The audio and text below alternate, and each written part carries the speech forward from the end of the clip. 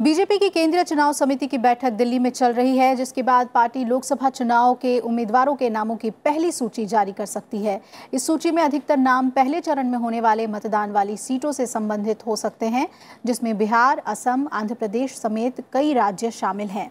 प्रधानमंत्री नरेंद्र मोदी की मौजूदगी में होने वाली बीजेपी केंद्रीय चुनाव समिति की बैठक की अध्यक्षता पार्टी अध्यक्ष अमित शाह कर रहे हैं। पहले चरण में 91 सीटों के लिए 11 अप्रैल को मतदान होना है।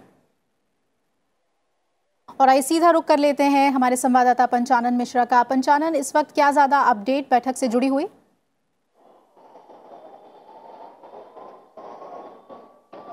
देखिए, अभी कोई खास अपडेट नहीं है क्योंकि पिछले 1 घंटे में से लगातार बैठक चल रही है और बैठक करीब 6 बजे शुरू हुई है।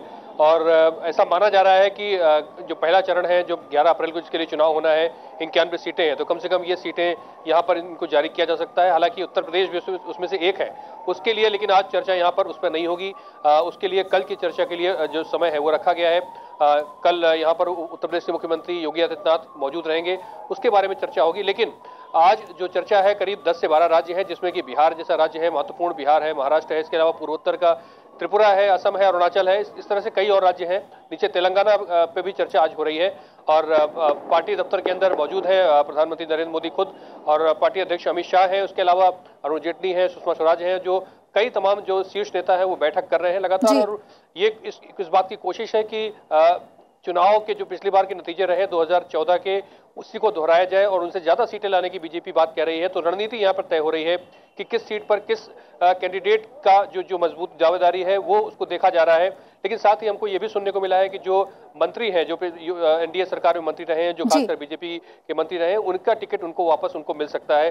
तो ये एक आप इसको खास एक अहम बात कह सकते हैं। लेकिन बीजेपी की यहाँ पर बैठक जारी है और ऐसी उम्मीद की जा रही है कि शायद देर रात भी इसमें भी हो सकती है और देर रात कोई सूची जारी हो सकती है, या फिर सूची न जारी हो तो कल भी इसकी सूचना आ सकती है। तो अभी कुछ कहना जल्दबाजी होगी, लेकिन इंतजार किया जा रहा है कि बैठक कब खत्म होती है।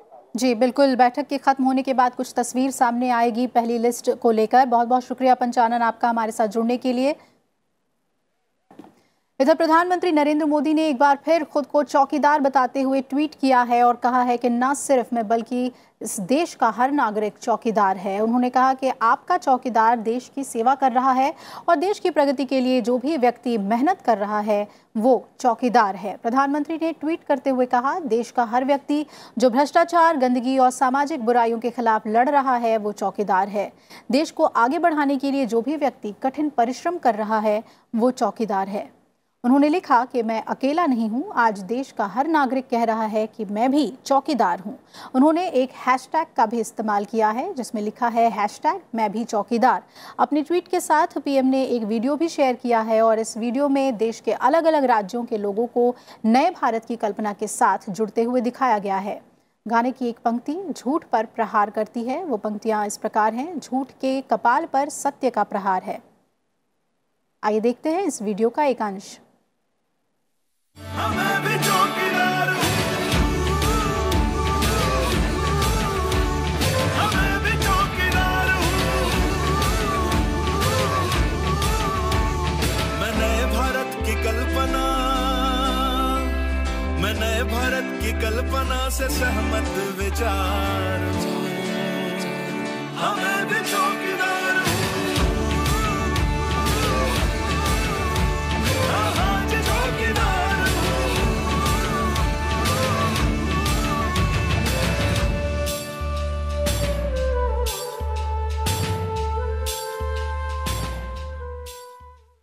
और इधर वित्त मंत्री अरुण जेटली ने अपने ब्लॉग की सीरीज एजेंडा 2019 के छठे भाग को फेसबुक पर लिखा है। इसका शीर्षक दिया है a campaign of fake issues never works.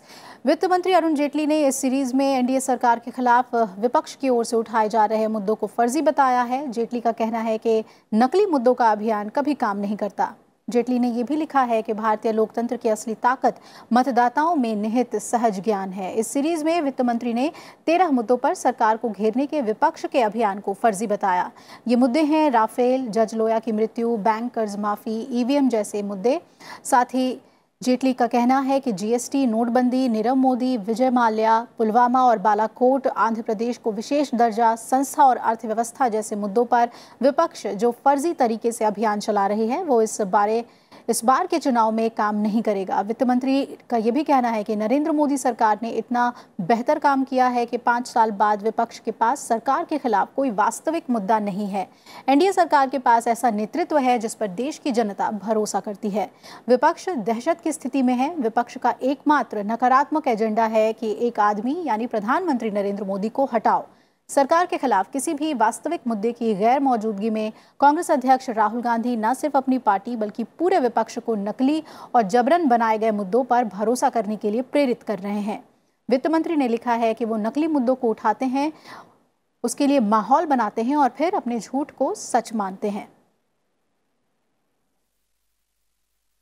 वित्त मंत्री अरुण जेटली ने एजेंडा 2019 सीरीज में सबसे पहले राफेल पर विपक्ष के फर्जी अभियान का खुलासा किया है। उन्होंने लिखा है कि विपक्ष कहता है कि मौजूदा सरकार ने इस सौदे के तहत महंगा लड़ाकू विमान खरीदा है। जेटली का कहना है कि सुप्रीम कोर्ट और सीएजी दोनों ने इस सौदे को मंजूरी दी है। सरकार ने इस सौदे में सरकारी खजाने के हजारों करोड़ रुपए बचाए हैं और ना ही किसी घरेलू उद्योगपति का सरकार ने पक्ष लिया है।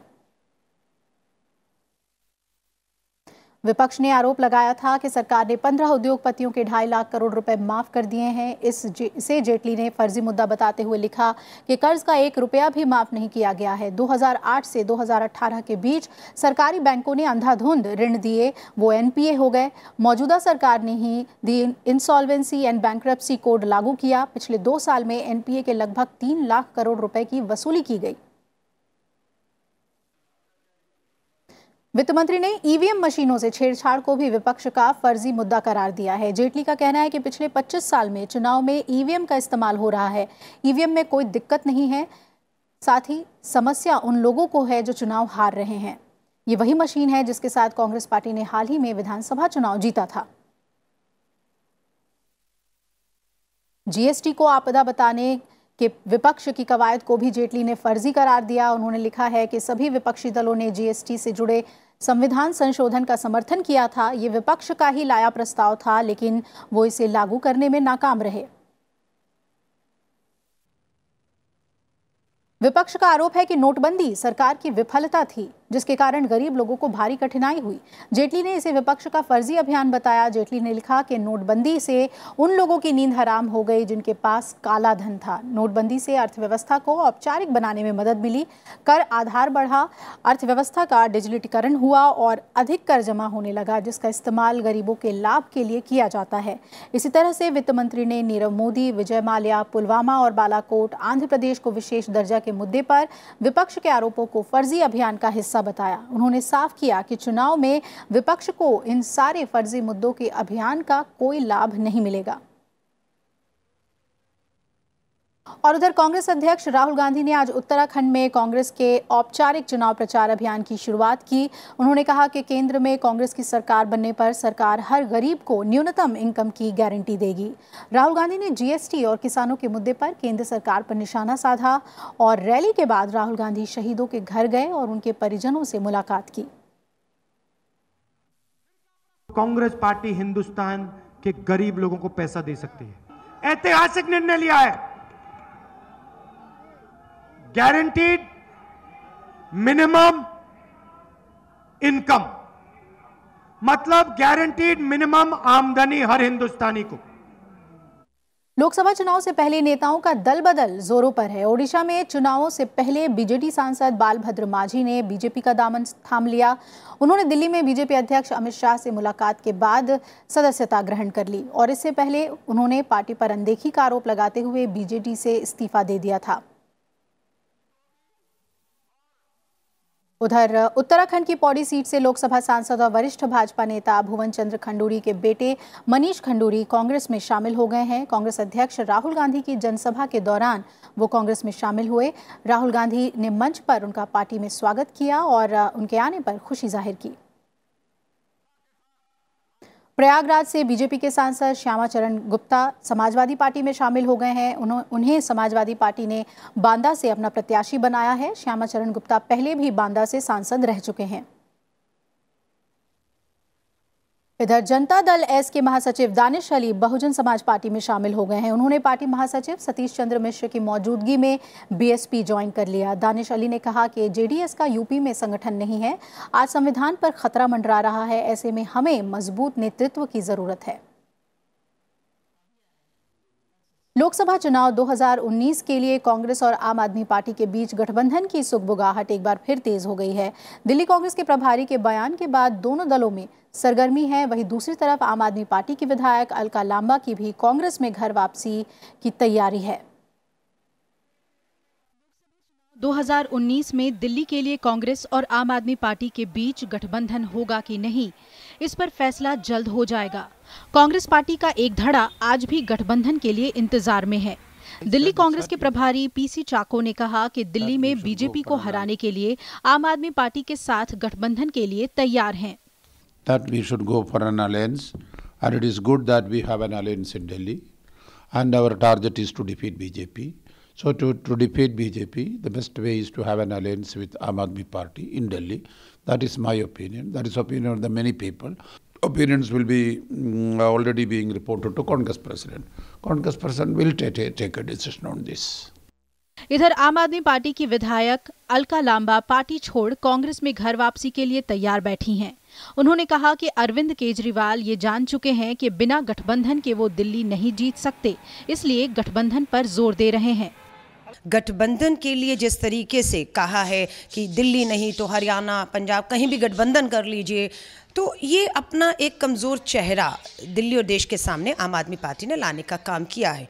15 में जो बहुमत मिला था, 17 में ही नगर निगम के चुनाव में, और उसके बाद एक चुनाव हारने से जो वोट था कांग्रेस का वो वापस उनकी तरफ गया है। अगर ऐसा हो रहा है तो स्वाभाविक है कि आम आदमी पार्टी कमज़ोर होती है और कांग्रेस का वोट वापस जाना कांग्रेस को ताकत देने की बात है। तो मुझे लगता है ये साफ खुद आम आदमी पार्टी की लीडरशिप ने किया है। अपनी कमज़ोर एक चेहरा जो है वो सबके सामने लाकर इस तरह के समझौते पर जो बात हुई है।